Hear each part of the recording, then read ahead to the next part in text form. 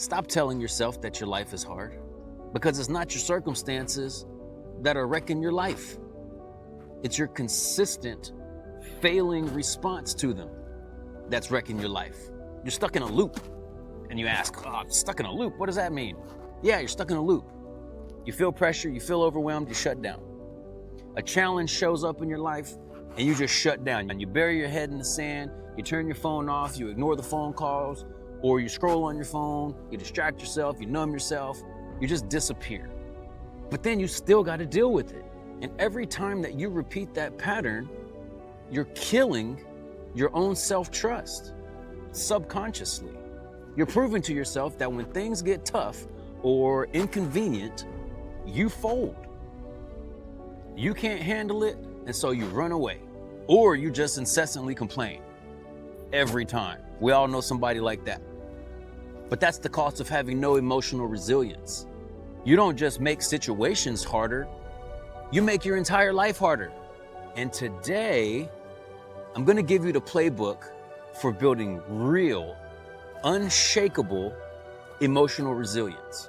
The kind that's gonna make your discipline easier. It's gonna make your relationships better. And it's going to make your entire life calmer and more in your control. But before we even start building it, you need to understand something. You cannot install real resilience on top of old beliefs or old habits or old programming that sabotages you when challenges show up in your life. Now let's get into it. You might be asking yourself, why do I fall apart when things get hard? The answer is simple. You never learned how to manage internal friction. You only learned how to escape it. The moment that life introduces stress or responsibility, conflict or expectation, your mind immediately defaults to relief seeking. You just want the pressure to go away. You don't want it to be handled, you just want it to go away. And that's called reaction. A small inconvenience messes up your whole day. And therefore, when something requires real effort or a real decision, your mind goes straight to avoidance. You avoid one thing, then you avoid another thing, then you avoid another thing, until the pressure stacks so high that you end up at home, in bed, phone off, ignoring the world, exhausted from everything that you didn't handle. Now, that collapse didn't come from that moment that you just shut down. It came from the momentum of everything that you've been avoiding that you just kept feeding. And underneath all of that, here's what's really happening. You don't have an emotional problem. You have an avoidance problem. And it's been trained into your nervous system. Every time that you react, you give up control. You let temporary feelings dictate the direction of your life. And that's why your life feels chaotic, because you don't have the structure or the standards that keep things under control. And I've said this before, but your reaction is not about that moment. Your reaction is just habits that you've repeated for your entire life. And if you don't start responding differently, you're just gonna keep dealing with the same stress and continue dealing with the same cycle that you've always dealt with, never reaching your true potential. Now, if this is hitting you, that's good. That discomfort that you feel right now is the exact moment where people either break or they rebuild. And that's why I created the Rebuild. It's a free 5-day audit that's going to uncover the hidden beliefs and subconscious sabotage that cause these reactions in the first place. It clears the foundation so everything in this video can actually stick. I'll put the link down in the description. And if you're serious, go grab it and then come back. You'll hear the rest of this video differently. Now let's continue. Most people think resilience is built by trying harder. No, you can't out-try a broken identity. Pressure doesn't make you stronger. Pressure only exposes your standard. If your standard is based on feelings, if you only show up when you feel ready, or you only show up when you feel motivated, then every difficult day is a justified excuse to quit. And that's not resilience. That's why you keep getting overwhelmed. The real shift happens when you anchor your identity. I am the person who follows through no matter how I feel. That identity makes your emotions irrelevant. It removes negotiation. It forces your behavior to match your standard and not your mood. And this is where self-trust is born.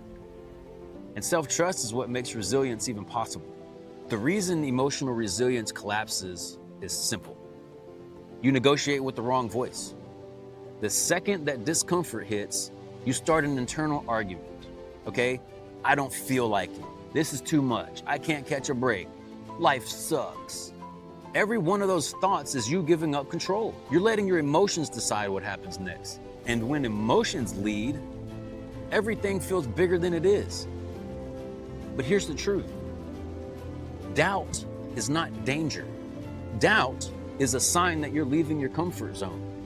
Your brain resists anything new. That's normal. What matters is what you do next. Do you pull back or do you keep going even when it's uncomfortable? Because that one choice decides whether your life stays stuck in the same patterns of overwhelm or if it moves you forward with you in control. Here's something you really need to hear.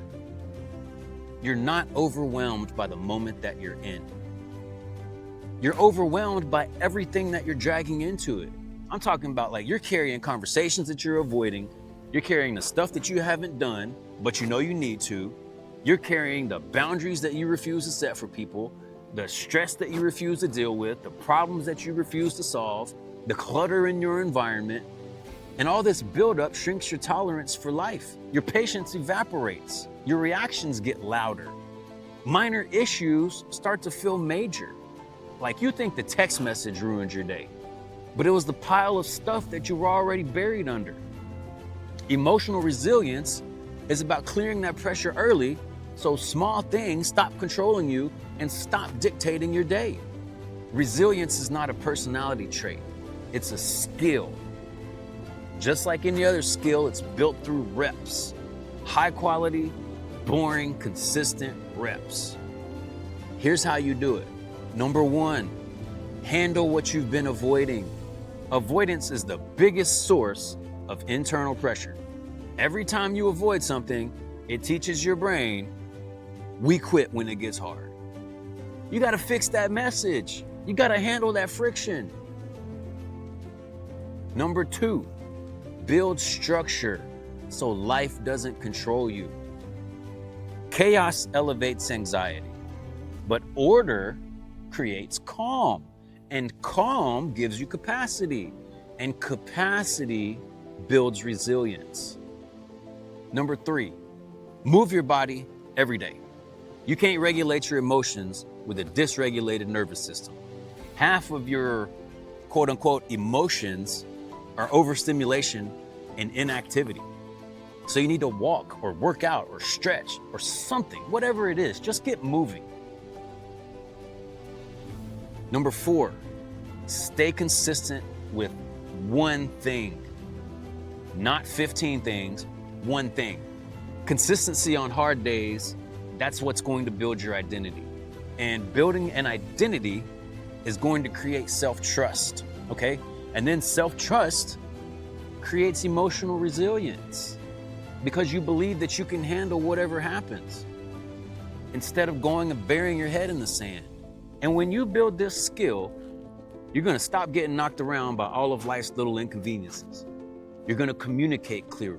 You're gonna stop bringing yesterday's frustration into today's situation. This is the skill that determines whether you evolve or whether you repeat the same life for another decade. You've seen exactly where your reactions come from. You've seen how to shift them. Now you need the foundation that locks this in. That's the rebuild. It's your free 5-day reset to clear the beliefs that sabotage your resilience. I'll put the link in the description. Now, this video wasn't just information. It's a decision point for you. Act like the person you're becoming. Go get the rebuild, lock in the standard, and I'll see you on the next one.